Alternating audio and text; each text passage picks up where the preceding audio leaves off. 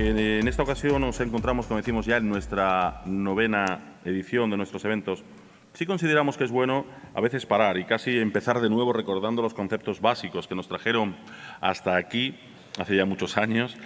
Y, bueno, también la diversidad, ¿no?, de espectadores que generamos hacen que podáis ser especialistas en muchos campos, pero quizás algunos tampoco, no tanto en el básico, como es el blockchain puro y duro que nos trae aquí. Así que para hablarnos de iniciación a blockchain traemos a un auténtico especialista. Él es Alberto Gómez Toribio, una de las personalidades más importantes igualmente dentro del mundo cripto que podamos encontrar en España. Es embajador de Criptoplaza, uno de los mayores expertos en blockchain casi desde que nació Bitcoin. Fue el primer creador de un exchange descentralizado antes incluso de que aún nadie pensara en el mundo DeFi. Ha trabajado como experto en tecnología para organismos públicos como el Ministerio del Interior o el Tribunal Supremo, con firmas privadas como Sony Entertainment o Telefónica y I+D. Ha liderado blockchain durante 4 años en CaixaBank, antes Bankia. 2014 fundó CoinFein, un exchange de criptomonedas fundado con Bitcoin como capital social, y ha participado también por una entidad financiera como Bankinter. En fin, su experiencia en blockchain, podemos leer muchísimo, en organismos, asesor en organismos como la FED en Nueva York, en la Comisión Europea de Bruselas, etc. Así que yo no me enrollo más y les dejo con Alberto Gómez Toribio. Fuerte aplauso para él. Muchas gracias. Buenos días a todos. Es un placer estar aquí en esta conferencia y quiero dar la enhorabuena a los organizadores por este gran despliegue de coordinación social. Es uno de los temas de los que voy a hablar hoy. Cuando era niño, mis padres solían hablar sobre política. Fantástico. Cuando era niño, mis padres solían hablar sobre política. Y a mí me gustaba interrumpirles y compartir con ellos lo que yo pensaba. ¿Os imagináis a un niño de 5 años opinando sobre cuál es la mejor forma de gestionar los fondos reservados del gobierno? Mi madre siempre decía que acabaría siendo político o abogado y por el tono en el que lo decía supuse que no le gustaba ninguna de las dos opciones. Hoy quiero compartir con vosotros algunas ideas y no es mi intención enseñar nada a nadie. Quiero compartir con vosotros cosas que están ocurriendo, con la inocencia de un niño, pero el rigor y la ambición del sector al que represento. Voy a hablaros de política, organización social y de lo que está ocurriendo hoy en nuestros días en el ámbito de las organizaciones descentralizadas. La política es en realidad una ciencia que trata sobre el gobierno y la organización de las sociedades. Y hay un punto importante en ella que son los estados. Este es precisamente el punto sobre el que quiero reflexionar con vosotros. Y es que el concepto de Estado está cambiando mucho en los últimos años. Cuando hablamos de estados, hablamos de una forma de organización social. Pero en realidad, la forma de organización social que más cerca tenemos probablemente sea la de las empresas. Las empresas son formas de organización social que nos permiten, entre las personas, ayudar a coordinarnos para que, por ejemplo, seamos capaces de resolver una disputa si 2 socios prestan un servicio y tienen una distribución diferente de participaciones en una sociedad. Los aparatos del Estado, incluyendo aquellos que son coercitivos, ayudan a resolver estos conflictos y la justicia es, de hecho, un pilar fundamental. Los mercados han ayudado a evolucionar la forma en la que nos coordinamos y cuando las empresas comenzaron a cotizar en mercados globales, cualquiera podía comprar una acción de una empresa y participar de esa forma de la Junta General de Accionistas. Se trata de una evolución importante a la hora de coordinarnos y hoy estamos viendo el siguiente paso. Probablemente los mercados e incluso muchas de las cosas que están ocurriendo en términos de arbitraje impositivo entre comunidades autónomas o paraísos fiscales y diferentes gobiernos sean tan solo la antesala de lo que estamos por ver en este momento. Las DAOs son organizaciones descentralizadas, conjuntos de personas que se unen para llevar a cabo una tarea y que habitualmente gestionan recursos, cómo no, utilizando las criptomonedas. Los smart contracts son una parte fundamental de este proceso, ya que permite coordinarnos y tomar decisiones sobre cómo se van a gastar esos fondos. Alejémonos por un momento de esa definición que en algún momento todos hemos escuchado de que los smart contracts son contratos inteligentes y centrémonos en el aspecto práctico que nos permite votar sobre cómo se van a gastar determinados fondos. Lo cierto es que las DAO son una evolución en la forma en la que nos coordinamos, porque las cosas hoy en día ocurren de forma global. Y es en ese contexto donde hemos encontrado una nueva forma de coordinación social, que sin duda no sirve para todo y probablemente no solape a las empresas tradicionales, pero estamos viendo que sí lo hace con algunos tipos de organizaciones, como por ejemplo las fundaciones o las ONGs. La forma más habitual de coordinar proyectos de software libre hasta ahora eran las fundaciones. La Fundación Linux, Apache, son solo algunos ejemplos. Las ONGs también han jugado un papel fundamental a la hora de coordinar a personas de forma global sobre acciones determinadas. Greenpeace es solo un ejemplo. Y las DAO llevan este concepto al siguiente nivel. Cuando se declara la guerra de Ucrania y un conjunto de personas decide coordinarse para hacer llegar fondos de la forma más efectiva posible a las personas afectadas, surge una DAO. Y lo hace de una forma mucho más rápida que las ONGs pueden atacar el problema. Cuando la provincia de Corrientes en Argentina se incendia, se sugiere crear una DAO. E incluso cuando queremos comprar un ejemplar de la Constitución de los Estados Unidos, son las DAOs las primeras en formar parte de esa tendencia. Son sin duda una forma de organización social que además es muy eficiente entregando los beneficios que produce. Las DAOs no son experimentos precisamente pequeños. Una de las más populares, Uniswap, entrega más de 2 millones de euros al día en beneficios a usuarios y a socios, una suerte de accionistas, aquellos que poseen tokens UNI de Uniswap. Se trata de experimentos que se están demostrando capaces para coordinar a personas alrededor de todo el globo. Y creo que hay algunas cosas que podemos aprender sobre la forma en la que están afrontando problemas sobre la gestión del capital público. Muchos de estos servicios son considerados por muchos como una suerte de fuente de agua pública en la calle a la que cualquiera puede acercarse a beber, un servicio público, porque de hecho cumple una serie de propiedades que tienen que ver con lo que podríamos considerar un servicio público global. Entre ellas son neutrales y son públicas. Cualquiera puede acercarse a ellas y tratan del mismo modo a un ciudadano ruso y también a un ucraniano. Vitalik decía en redes hace no mucho, Ethereum es neutral, yo no. Este tipo de servicios se consideran neutrales y servicios públicos por este motivo. Y es en este contexto en el que empezamos a tener servicios públicos globales donde las fronteras de los estados se disipan. Si hoy en día hablamos sobre el domicilio social de una empresa, en realidad, en muchos casos, podemos decir que se trata de un vestigio del pasado, ya que si la principal actividad económica de esa empresa tiene lugar en Internet, que pague impuestos en un lugar o en otro, tiene que ver tan solo con una herencia de la forma en la que las empresas hacían negocio en el pasado. Estar radicado en un lugar físico tenía mucho más sentido en las primeras compañías que se crearon, como la Compañía de las Indias, pero desde luego deja de tener tanto sentido en un contexto como el actual.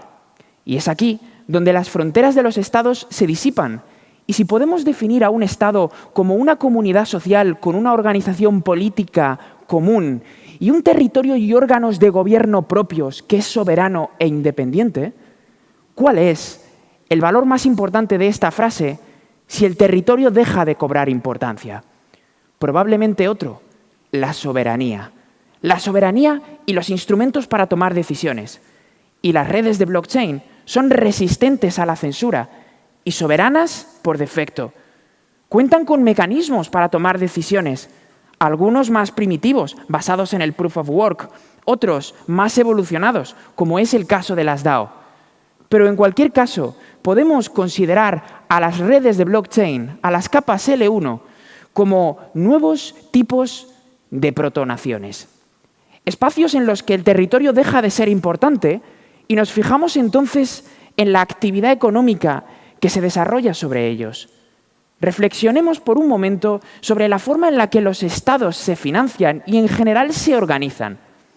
Un estado es un territorio donde se desarrolla una actividad económica y, de hecho, cuando financiamos al Estado, normalmente lo hacemos entendiendo cuál es su actividad económica, como si se tratase de una empresa. Cuando compramos bonos, entendemos que en tanto en cuanto el Estado desarrolle bien su función, habrá más empresas que paguen impuestos y, por lo tanto, el Estado será solvente y capaz de devolvernos el préstamo que nosotros le estamos otorgando con intereses.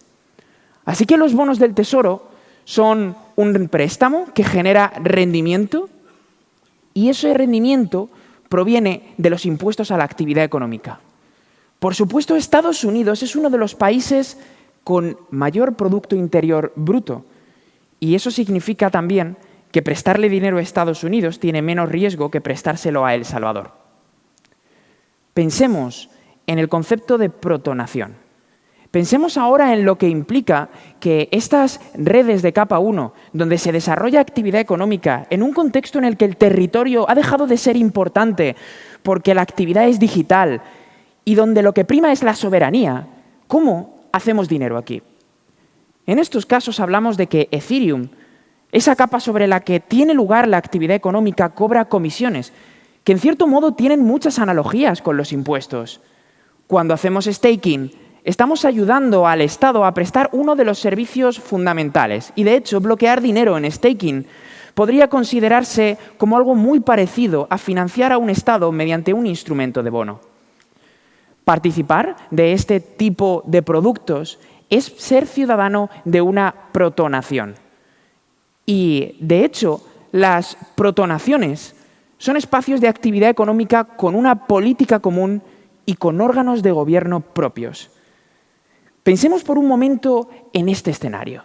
Un escenario en el que las protonaciones deben decidir cómo competir unas con otras, del mismo modo que los paraísos fiscales compiten con los estados en materia impositiva. En un contexto como este, tenemos algo muy diferente a los estados tradicionales porque no tenemos que cambiar el partido político que está impulsando medidas en el gobierno por otro de corte más liberal o conservadora, generando con ello inestabilidad en ese cambio, sino que al poder los propios usuarios del mundo ser ciudadanos de una protonación o de otra y cambiar de forma muy sencilla, decidiendo tener parte de los activos en Bitcoin, parte en Ethereum o en Solana, ser ciudadano de una protonación u otra hace que el gobierno de esa protonación no tenga que cambiar. Lo que significa que las protonaciones normalmente nacen vinculadas a un movimiento político concreto. Ethereum, por supuesto, tiene un corte más socialista que Bitcoin. Incluso destina fondos de la propia fundación a impulsar medidas. Como sabéis, Bitcoin no cuenta con una fundación donde se hubieran reservado monedas previamente para impulsar políticas concretas. No hay ese tipo de intervención pública.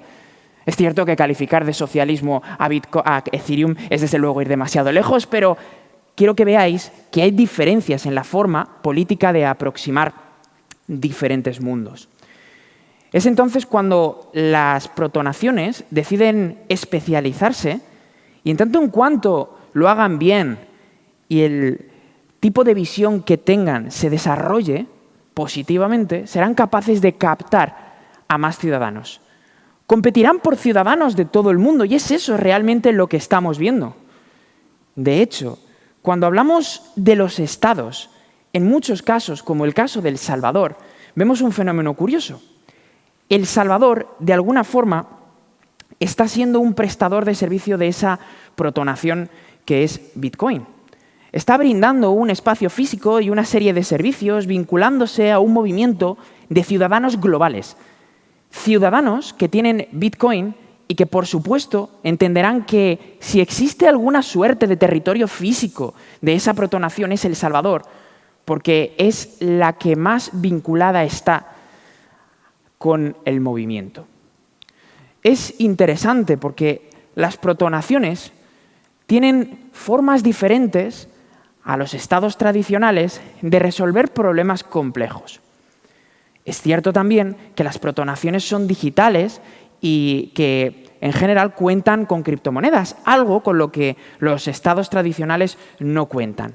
Pero me gustaría compartir con vosotros algunos conceptos que tienen que ver con el uso de los mercados para resolver problemas que habitualmente enfrentan los estados. Uno de ellos es el cap and trading. Y en realidad este ha sido utilizado por los gobiernos tradicionales. Veréis, un mecanismo de cap and trading es, por ejemplo, el que George W. Bush padre puso en marcha en Estados Unidos en los años 70. En ese momento había un gran problema con la lluvia ácida, así que lo que hizo fue forzar a las empresas a que cada año tuvieran que realizar una auditoría para determinar cuánto dióxido de azufre estaban emitiendo a la atmósfera. Por supuesto, lo que hizo fue poner un tope global de país, cap. Y el siguiente punto es otorgar una serie de derechos máximos a cada empresa. Si eres lo suficientemente eficiente y estás emitiendo menos dióxido de azufre que el que te corresponde, te sobrarán derechos y podrás vendérselos a otra empresa que, por supuesto, si es menos eficiente, te pagará a ti por ello, generando incentivos interesantes. Trading. Este es uno de los conceptos que permiten utilizar a los mercados para resolver problemas complejos a los que enfrentan los estados. Pero hay algunos otros. Por supuesto, el modelo de cap and trading, específicamente hablando de los créditos de carbono y no de los certificados de ahorro de CO2 en el mercado voluntario, es otra de las formas en la que se están utilizando los mercados para resolver complejos problemas de hoy en día. Me gustaría hablaros también del retrofunding. El retrofunding es una forma de financiación de proyectos públicos novedosa, con la que la Fundación Ethereum, los proyectos como Optimism y otros están tratando de resolver un problema. Tienen muchísimo dinero en caja y tienen que emplearlo en incentivar a la comunidad a su alrededor para que construya proyectos que vayan en pos del beneficio de la mayoría. Nos suena, ¿verdad? Se trata de mecanismos de incentivo público. Y en estos casos lo que suelen hacer los estados-nación tradicionales es entregar una serie de subvenciones, como por ejemplo los programas CDT. Era la mejor forma que teníamos de hacerlo y probablemente siga siendo la mejor durante algún tiempo. Pero la forma en la que estas empresas deciden hacerlo es diferente. Dicen, oye, somos muy buenos estimando ¿cuánto beneficio ha producido una iniciativa a posteriori? Normalmente somos muy malos estimando cuál es el proyecto que mejor desempeño va a tener si el objetivo, por ejemplo, es reducir las emisiones de CO2. Alguien puede sugerir construir un puente y otra persona puede decidir plantar un bosque. A priori no sabemos cuál de las dos iniciativas va a producir mayor impacto, pero sí que lo sabremos después. Así que, ¿por qué no entregamos una cierta cantidad de dinero solo a aquel proyecto que consiga mayor impacto? El resto quedará sin financiación. Los emprendedores pueden entonces ponerse a trabajar, pero tenemos un problema, ¿verdad? Necesitan financiación. Lo que pueden hacer es crear tokens que les van a permitir financiarse con capital privado. Es aquí donde involucramos al capital privado en esta iniciativa. Y no solo al capital, sino también a la inteligencia a la hora de disponer los fondos en aquellos proyectos que creemos que van a tener mejor rendimiento. Los mejores gestores de capital no se encuentran en la administración pública y no se trata de que sea un sitio poco atractivo, sino que hay más fondos privados que administraciones gestionando fondos y, por lógica, hay más personas en activo en ese otro sector. Involucrarles permite también involucrar a la inteligencia de las personas que saben gestionar capital. Los inversores pueden apostar entonces por uno de los proyectos o por varios, sabiendo que uno de ellos al menos va a ganar y que va a obtener ese rendimiento. Es una forma interesante de permitir que algunos de ellos tengan un éxito, y es el mismo esquema que siguen los fondos de capital riesgo cuando invierten en compañías. La mayoría de ellas fracasan, así que no es algo diferente. Otro punto importante a señalar aquí es que normalmente cuando proponemos retos y damos incentivos desde los Estados-nación, lo hacemos estrechando la forma en la que podemos pensar sobre los problemas. En lugar de decir lo que queremos es reducir las emisiones de CO2, propongan ustedes el mejor problema, la mejor solución, lo que hacemos es decir, quiero construir un puente, denme presupuesto, señores, y se lo contrataré al más barato. Es una forma totalmente diferente de resolver los problemas, y es cierto que no vale para todo. Pero si nos fijamos en lo que está ocurriendo en las DAO, probablemente podamos aprender muchas cosas. Otro de los mecanismos novedosos a la hora de coordinar a personas sobre bienes públicos son los impuestos de Harberger.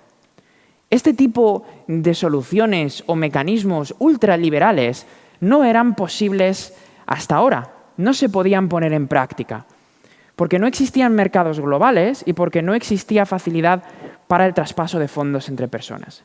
Veréis, los impuestos de Harberger consisten en lo siguiente. Imaginemos que tenemos un Estado que desea construir una carretera, que pasa, por supuesto, por las tierras de algunos ciudadanos. Si el Estado expropia arbitrariamente y de una forma muy sencilla las tierras a esas personas, tendremos una eficiencia asignativa muy grande.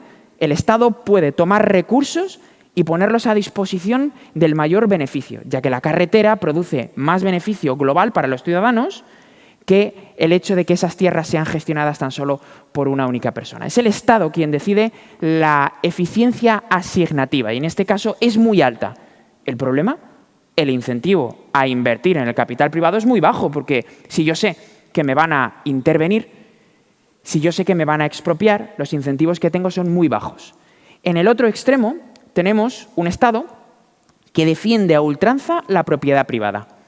Es precisamente lo que provee Bitcoin en países en desarrollo, donde los inversores deciden no invertir porque no saben si el Estado les va a expropiar.